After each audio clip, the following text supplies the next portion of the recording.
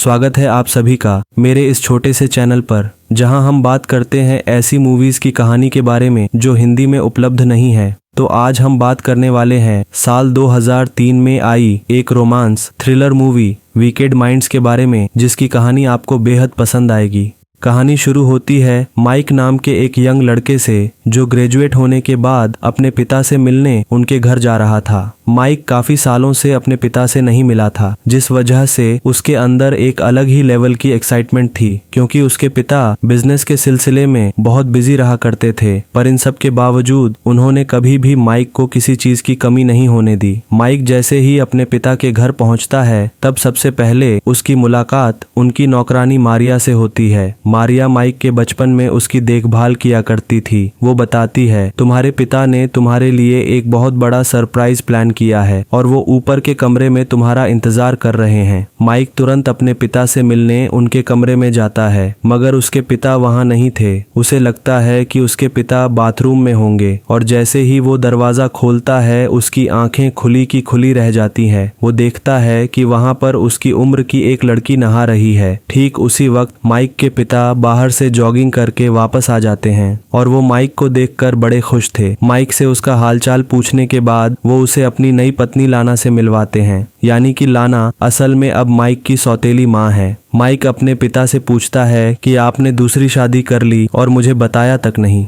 जिस पर उसके पिता कहते हैं, मैं तुम्हें सरप्राइज देना चाहता था। फिर शाम को माइक के पिता उसे एक नीलामी में लेकर जाते हैं, जहां वो लाना के लिए एक बेहद महंगा हार खरीदते हैं। नीलामी में टहलते हुए लाना जब माइक से उसकी गर्लफ्रेंड के बारे में पूछती है, तो वो कहता है कि मेरी कोई गर्लफ्रेंड नहीं है। तब माइक के अकेलेपन को दूर करने के लिए लाना उसे अपनी एक दोस्त रेचल से मिलवाती है, जिसके बाद लाना अपने पति पॉल के वकील हैरी के साथ कुछ बातें करने लगती है। अपनी पत्नी को हैरी के साथ बातें करते देख पॉल को अंदर ही अंदर जलन होने लगी, क्योंकि उसे डर था कि कहीं लाना उसे छोड़कर किसी और के साथ फरार ना हो जाए। और इसी बात को लेकर वो जब घर लौटते हैं, तो माइक के सामने ही वो लाना के साथ बहस करने लगते हैं। लाना कहती है कि तुम जैसा सोच रहे हो वैसा कुछ भी नहीं है, मैं सिर्फ हैरी से बात कर रही थी। अगले दिन जब लाना गार्डन में पौधों को पानी दे रही थी, तब माइक उसके पास आता है और पिछली रात जो कुछ हुआ उसके बारे में लाना से बात करने की कोशिश करता है। पर लाना कहती है कि यह सब तो होता रहता है, तुम फिक्र मत करो। पॉल माइक को अपनी पसंदीदा कार दिखाता है और साथ ही साथ उस कार को हाथ न लगाने की चेतावनी भी देता है, क्योंकि कोई उसकी कार को टच करे ये उसे जरा भी पसंद नहीं है। पॉल अपने बेटे के साथ समय बिताना चाहता था, लेकिन काम के सिलसिले में वो माइक के लिए समय नहीं निकाल पाता। दूसरी तरफ लाना और माइक घर में अकेले अकेले बोर हो रहे थे,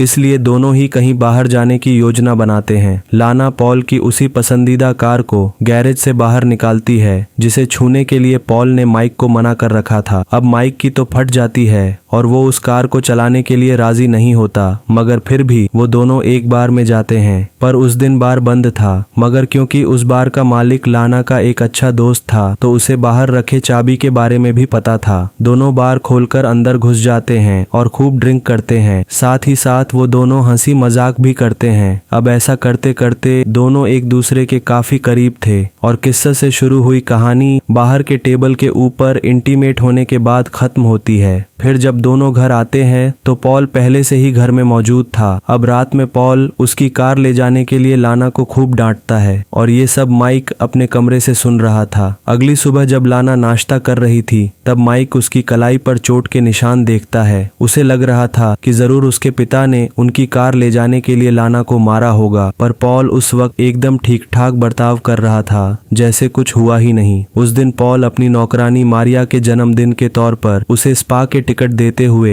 एक हफ्ते की छुट्टी दे देता है। फिर नाश्ता करने के बाद दोनों बाप बेटे बास्केटबॉल खेलने लग जाते हैं। माइक जैसे ही गोल करने के लिए उछलता है, उसी वक्त उसके पिता उसके पेट में जोरदार मुक्का मारते हैं और कहते हैं कि आइंदा मेरी गाड़ी को हाथ मत लगाना। अब पॉल के इस बर्ताव को समझना माइक के बस के बाहर था, क्योंकि कभी वो अच्छे से पेश आते थे तो कभी बहुत ही बुरी तरह। रात को माइक लाना को अपने पिता के इस बर्ताव के बारे में बताता है। वो कहता है कि मेरे पिता के इसी बर्ताव के चलते मेरी माँ ने उनसे डिवोर्स ले लिया था, और अभी भी उनमें जरा भी बदलाव नहीं आया है। पर लाना उस दिन बार में जो हुआ उसी बात को लेकर शर्मिंदगी महसूस कर रही थी। वो कहती है, उस दिन हमारे बीच जो हुआ उसे हमें भूलना होगा। पर माइक इस खेल को आगे बढ़ाना चाहता था तो वो लाना को किस करते हुए एक बार फिर लाना के साथ इंटीमेट होना शुरू कर देता है, जिसके बाद लाना फ्रेश होने बाथरूम में चली जाती है। लेकिन उसी वक्त पॉल लाना को ढूंढते हुए माइक के कमरे में आता है, पर पॉल के उसे देखने से पहले लाना बाथरूम में छुप चुकी थी। लाना को वहां न देखकर पॉल वहां से चला जाता है। फिर जैसे ही लाना बाथरूम से निकलने वाली थी, ठीक उसी वक्त पॉल फिर से कमरे में आ जाता है और उसने सुबह बास्केटबॉल वाली बात के लिए माइक से माफी मांगी और माफी मांगने के बाद पॉल फिर वहां से चला जाता है। पर माइक को शक था कि उसके पिता दरवाजे के बाहर ही खड़े हैं, तो वो दरवाजा खोलकर उसकी पुष्टि करता है। अब रास्ता पूरी तरह से खाली देखकर लाना चुपचाप वहां से निकल जाती है। लाना के जाने के बाद माइक के सांस में सांस आई, क्योंकि उसका भांडा फूटते फूटते रह गया था। अब लाना और माइक जब भी घर में अकेले होते तब वो एक नया राउंड जरूर लगाते। एक दिन लाना माइक को अपने पिता के बारे में बताती है। वो बताती है कि उसके पिता बचपन में उसे अब्यूज किया करते थे। वो इतने ज्यादा हरामी थे कि उसने लाना की छोटी बहन को भी नहीं छोड़ा, जो कि महेज 13 साल की थी। उसके पिता को मगरमच्छ का शिकार करने का बड़ा शौक था और वो अक्सर झील के किनारे मगरमच्छ का शिकार करने के लिए जाते थे। एक दिन उसने अपने पिता के पानी में नींद की दवाई मिला दी और उसे पीने के बाद वो बोट पर ही सो गए।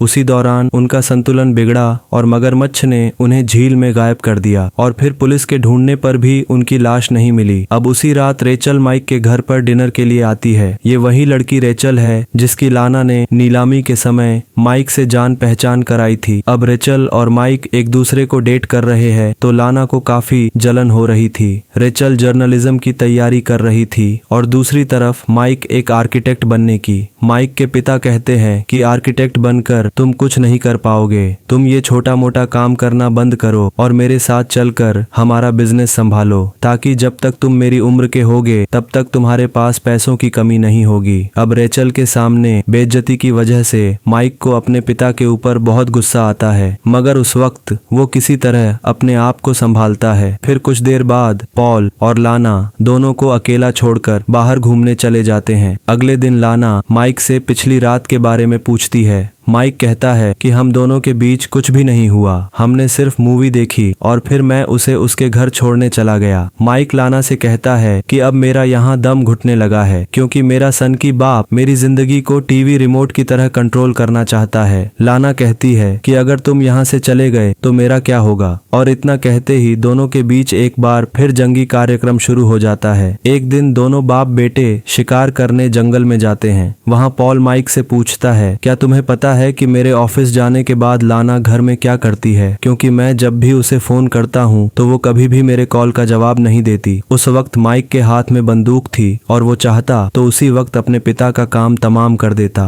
पर उसमें इतना साहस नहीं था कि वो अपने पिता पर बंदूक चला सके। दरअसल पॉल को लाना पर शक हो गया था और उसे लग रहा था कि लाना उसे धोखा दे रही है। अब इसी वजह से माइक लाना को मिलने के लिए बुलाता है और उससे कहता है कि मेरे पिता को तुम पर शक हो गया है, पर उन्हें ये नहीं पता कि तुम मेरे साथ जुड़ी हो, पर आज नहीं तो कल ये बात उन्हें पता चल जाएगी। इससे पहले कि ये कांड उन्हें पता चले मैं आज रात को ही वापस लौट जाऊंगा। अब लाना को माइक से प्यार हो गया था और वो उसे जाने नहीं देना चाहती थी। वो समझाते हुए कहती है कि अगर तुम्हें हमारे बीच चल रहे इस खेल को सच में खत्म करना होता तो तुम मुझे यहाँ अकेले किसी सुनसान कमरे में नहीं बुलाते। अब लाना के इस बात का माइक के पास कोई जवाब नहीं था और वो दोनों मिलकर पलंग तोड़ने में लग जाते हैं। माइक की जब नींद खुलती है तब तक लाना वहां से जा चुकी थी और माइक भी घर के लिए निकल पड़ता है। घर पहुंचकर वो देखता है तो उसकी रूह कांप जाती है। वो किचन में अपने पिता पॉल की खून से लथपथ लाश को देखता है। आगे कुछ डिटेक्टिव को इस क्राइम की इन्वेस्टिगेशन करते हुए देखते हैं। डिटेक्टिव को लाना पर शक था क्योंकि अभी तक वो घर वापस नहीं लौटी थी। तभी लाना घर वापस आती है और डेड बॉडी को देखकर उसके तो पैरों तले जमीन खिसक जाती है। अब डिटेक्टिव दोनों से पूछताछ कर रहे थे। जहां लाना बताती है कि वो रेचल के घर पर गई हुई थी, वहीं दूसरी तरफ माइक बताता है कि वो थिएटर में मूवी देखने गया था।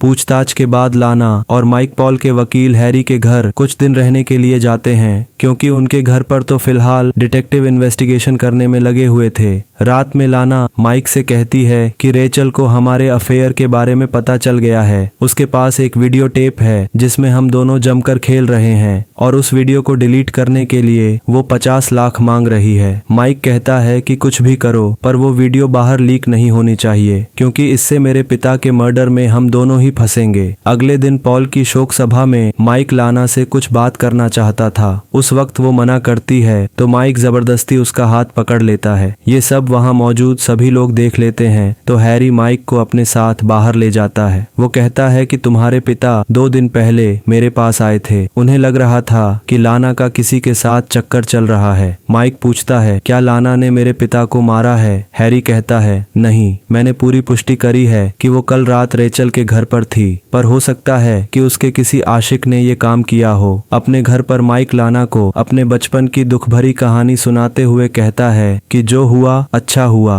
कहीं ना कहीं मैं भी ये चाहता था कि मेरे पिता मर जाएं, क्योंकि उन्होंने मेरे और मेरी माँ के साथ जो किया था उसके लिए मैं उन्हें कभी माफ नहीं कर पाया, यहाँ तक कि उन्होंने तुम्हें भी नहीं छोड़ा और तुम्हारे साथ बुरा व्यवहार किया। पर लाना कहती है कि पुल ने मुझे कभी भी अब्यूज नहीं किया। माइक कहता है ये कैसे हो सकता है, मैंने उस दिन तुम्हारी कलाई पर चोट के निशान देखे थे। पर लाना अब भी यही कहती है कि मैंने तुम्हें बता दिया था कि वो चोट दरअसल जिम में वर्कआउट करते हुए लगी थी। जिसके बाद लाना रेचल के पास वीडियो टेप की डील करने जाती है तो पीछे पीछे माइक भी वहां जाता है। माइक को देखते ही रेचल लाना को अपनी गाड़ी में बिठाकर वहां से ले जाती है। अब हैरी माइक को अपने घर पर बुलाता है और बातों ही बातों में हैरी माइक से जो उसने मूवी देखी थी उसकी अंतिम कहानी के बारे में पूछता है। माइक कहता है कि अभी मैं उस बारे में बिल्कुल भी बात नहीं करना चाहता, पर हैरी कहता है क्यों, क्या हुआ? तुमने तो वो मूवी कुछ दिन पहले ही देखी थी। दरअसल हैरी की शक की सुई माइक की तरफ थी क्योंकि उसने उस थिएटर में जाकर पता लगाया था कि पॉल की मौत वाली रात को सारे शो रद्द कर दिए गए थे। साथ ही वो माइक को बताता है कि उसके पिता ने सारी जायदाद उसके नाम पर कर रखी है, उसमें लाना का कोई हिस्सा नहीं है। माइक कहता है कि मुझे मेरे पिता की संपत्ति से कोई लेना देना नहीं है, मुझे बस मेरे पिता के कातिल को ढूंढना है। तब हैरी उसे एक वीडियो टेप दिखाता है जिसमें माइक और लाना का जमकर कार्यक्रम चल रहा था। अब माइक के पास कोई और रास्ता नहीं था, वो उसके और लाना के बीच पकी खिचड़ी के बारे में हैरी को सब कुछ बता देता है। वीडियो टेप के बारे में वो कहता है कि इसे जरूर रेचल ने आपके पास भेजा होगा क्योंकि वो हमें इस वीडियो टेप के जरिए ब्लैकमेल कर रही है। हैरी कहता है कि अगर उसे ब्लैकमेल करना होता तो वो इसे मुझे क्यों भेजती, इसका मतलब ये है कि कोई तुम्हें इसमें फंसाना चाहता है। माइक कहता है कि मुझे फंसाकर किसी को क्या मिलेगा जबकि पूरी जायदाद मेरे नाम पर ही है। माइक के संदेह साफ करते हुए हैरी कहता है कि अगर तुम अपने पिता के मर्डर केस में जेल चले गए तो पत्नी होने के नाते से लाना को सारी संपत्ति मिल जाएगी। इसका मतलब हो सकता है कि लाना अपने किसी साथी के साथ मिलकर तुम्हें फंसाने की कोशिश कर रही है। जाते जाते हैरी माइक से कहता है कि तुम इस बारे में लाना से कुछ भी मत कहना, मैं आज नहीं तो कल पूरी सच्चाई का पता जरूर लगा लूंगा। रात को लाना पैसों का इंतजाम करके रेचल के पास जाने के लिए रेडी हो रही थी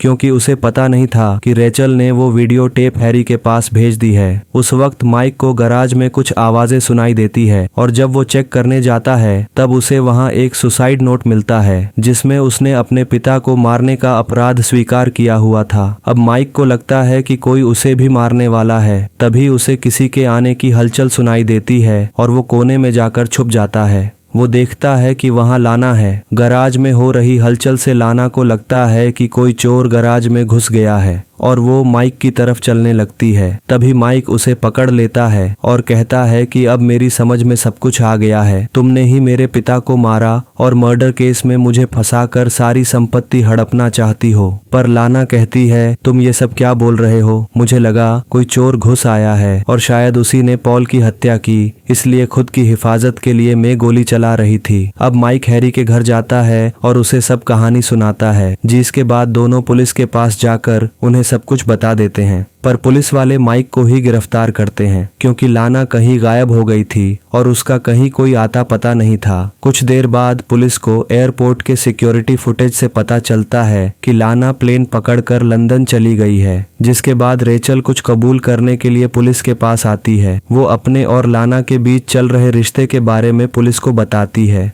वो कहती है कि लाना ने ही मेरी मुलाकात माइक से करवाई थी और उसी ने मुझे वीडियो बनाने के लिए भी कहा था ताकि उसके बदले वो माइक को पैसों के लिए ब्लैकमेल कर सके। एक रात वो मेरे घर पर आई और उसके हाथों में खून लगा हुआ था। उसने मुझसे कहा कि मैंने पॉल को मार डाला है और अब मैं माइक को भी मार दूंगी और इससे ऐसा लगेगा कि जैसे माइक ने अपने पिता को मारने के अपराध में खुदकुशी कर ली। फिर सब कुछ निपटने के बाद हम दोनों कहीं दूर निकल जाएंगे। रेचल कहती है कि लाना ने मुझसे कहा था कि वो माइक और पॉल दोनों से बहुत प्यार करती है, लेकिन फिर भी उसने उन दोनों को मारने के बारे में सोचा तो क्या गारंटी है कि वो मुझे नहीं मारेगी। इसलिए मैंने यहाँ आकर लाना के बारे में आपको सब सच बता दिया। रेचल के इस कबूली के बाद माइक को रिहा कर दिया जाता है। हैरी माइक को बताता है कि तुम्हारे पिता को जहर देकर मारा था और मरने के बाद ही उन पर किसी हथियार से वार किया गया था ताकि पुलिस को लगे कि ये काम किसी हट्टे कट्टे आदमी का है। अब पुलिस लाना की तलाश में थी और माइक अपने पिता की याद में। तभी कुछ फोटोज को जलाते वक्त माइक के हाथ वो हथियार लग जाता है जिससे उसके पिता को मारा गया था। तभी पीछे से अचानक रेचल प्रकट होती है और माइक के ऊपर बंदूक तानती है, मगर ठीक अगले ही पल रेचल और माइक एक दूसरे को चूमते हैं। अब इसी के साथ कहानी पॉल के मरने वाली रात में शिफ्ट होती है, जहां हमें दिखाया जाता है कि कैसे माइक ने रेचल के साथ मिलकर अपने ही पिता की हत्या कर दी और पुलिस वालों को जो एयरपोर्ट के सीसीटीवी की फुटेज मिली थी उसमें रेचल ही थी जिसने लाना जैसा हुलिया बनाया था। यहाँ एक और भयानक बात ये थी कि लाना कहीं गायब नहीं हुई थी, बल्कि उसे भी माइक ने मारकर बेहोश कर दिया था, जिसके बाद उसे ठिकाने लगाने की जिम्मेदारी उसने रेचल को दी थी। रेचल लाना को जान से मारने की हिम्मत नहीं जुटा पाई तो उसने उसे पहाड़ से नीचे धकेल दिया। अब इधर जब माइक को पता चला